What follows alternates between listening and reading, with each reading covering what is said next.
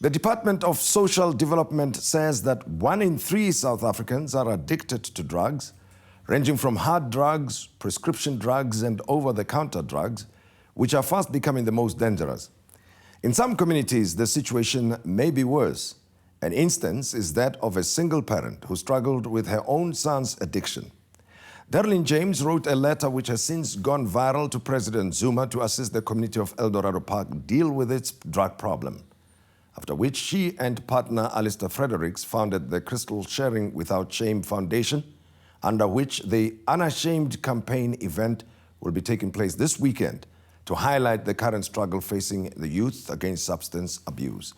Deereleen and Allisteir join us to discuss the work they are doing on the ground as well as the event, and welcome to you. Allisteir and Deereleen. Pleasure to have you with us. Thank you so much. Welcome. And of course, discussing a very difficult subject. We had a discussion earlier this week on the very matter because definitely it's getting out of hand, and we've seen the shocking stories of the Andre van Breda in the Western Cape and what happened with Hobbs in there recently. And you live with this reality every day in the community of Eldorado Park. And I remember that it was a high-profile visit by the president when he visited Eldorado Park. But Allisteir, you tell me, what is the situation on the ground in Eldorado Park? I'll tell you, as much as drug addiction is a problem in South Africa, I'm not that convinced that it is to the extent that we're suggesting it is. But in Eldos, the evidence may be there on a daily basis. Tell me. Okay, the reality currently, if we look at currently the situation is out of hand. Government is doing a great deal. They're assisting us greatly with the challenge that we're faced with. Quickly, I just want to go back. We started sharing without shame. Yes. And then we partnered with Crystal. Okay. Okay, so that's how we became Crystal Sharing Without Shame. Okay. All right, so what we did was, Deereleen was the author of the letter that you know that was written to President Zuma. People had been combating substance within the community for years. But the reality is that to the extent that it had been, it was kind of we doing something about it, but on a very small scale. And when we started to assess the situation, that reality was really out of hand. Children were out of school. Children would go to school smoking weed. Children would be high going to school. Children would be full up on the streets during school hours. And I said, this can't be normal.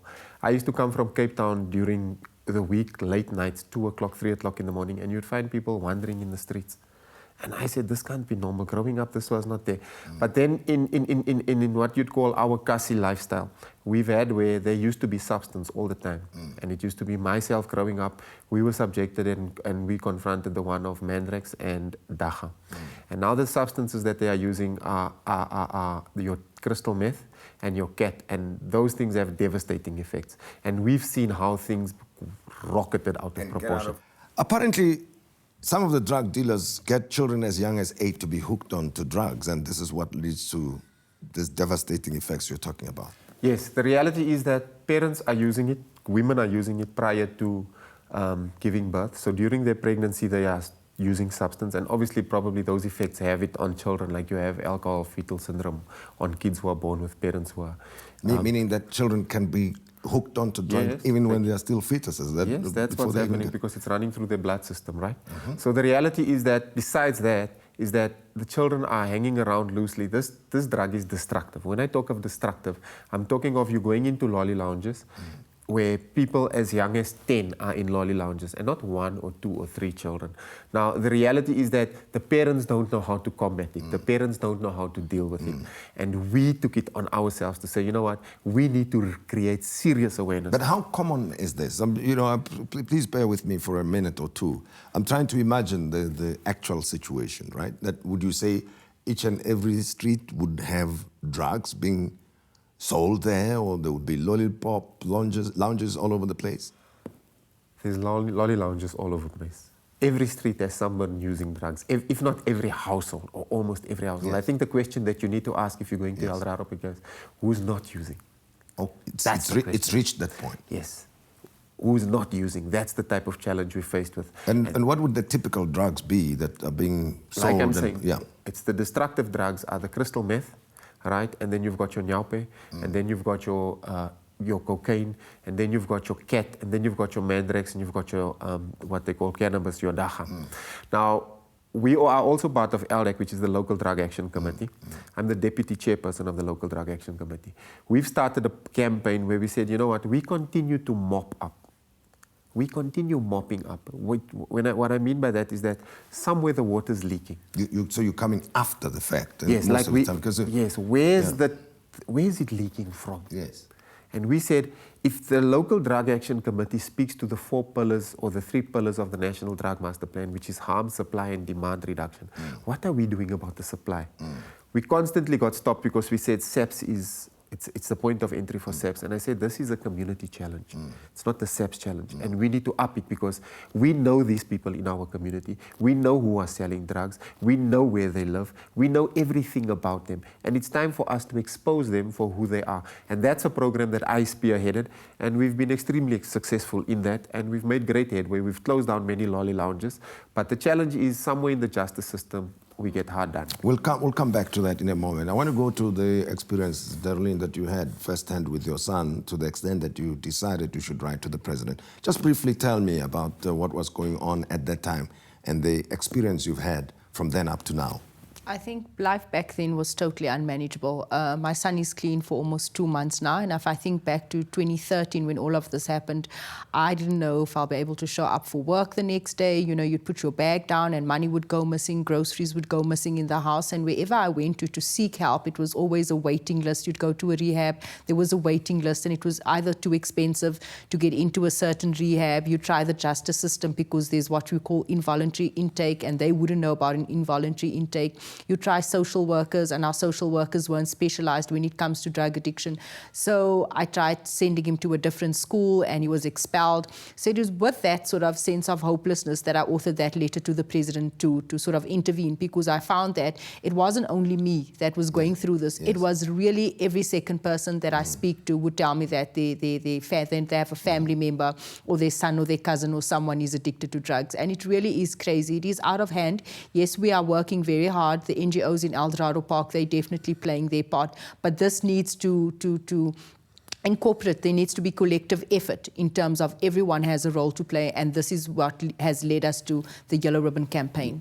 Which is the symbol of the Unashamed Campaign, is that it? That's it, yes. Okay. The Yellow Ribbon symbolizes a beacon of hope. It is there for active citizenship and, you know, to break the silence and stigma against addiction, because many parents don't want to come forward and say that my child's a drug addict because someone's going to label you, someone's going to say that you were a bad parent. Many addicts don't want to come forward because there's no help and someone's going to say you're just a druggie. So we're trying to break the silence and stigma the same way that Galen Nkosi Johnson did many years ago with the HIV disease. So, and of course, this is not isolated to one specific community. It's just that this time you are based in Eldorado Park. We focused on it as a case study of sorts. Now, tell me about the event. When is it taking place? The activation event will be taking place on Friday morning in Eldorado Park. And like I said, the theme is breaking the silence and stigma against substance abuse. So where exactly, Eldorado Park? In Eldorado Park in Crematot Street. Okay. That is in Extension 3, where we'll be having our mayor and our mayoress and our MEC of social development, all the relevant role players coming out there. We'll be having celebrities using their celeb power to make a difference in the community and lifting the shame. We have a lot of recovering addicts that's at the center. So we are tired of just sort of focusing on the negative. There is a good story to tell. And the end objectives ultimately of the campaign and the organization that you have, Allisteir? It's obviously we'll try our best to eradicate, but obviously to limit it extremely well and have the youth have a purpose. Because what happens is the purpose seems to be substance now. And we need to make them ignite within them that which is within them, to spark that and say, let's go and do it. Find out in you that is there. Ignite that thing so it illuminates for someone else as well as for you and your family. And this is what we try to do at the center as well. We also have a program where we've partnered with schools, where we're trying to, when you find kids that have challenges at schools, the contact time for the teacher becomes now contacting with the problem child and taking up the learning time. That's where we step in. Sure.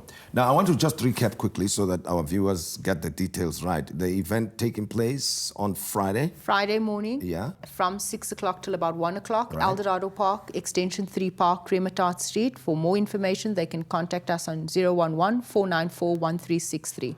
Thank you very much, Deereleen and Allisteir, for joining us and talking to us about the wonderful work you're doing and trying to deal with Yes. the same challenge yourselves firsthand. And Tim, if I may say something, I just want to encourage everyone to wear yellow ribbon for the next week and raise awareness. Thank you very much. So that's the message. Yellow ribbon and raise awareness about the problem of the scourge of drug addiction throughout South Africa. It's not only taking place in Eldorado Park, but there is an event there. You are invited. Please come. The mayor will be attending that event.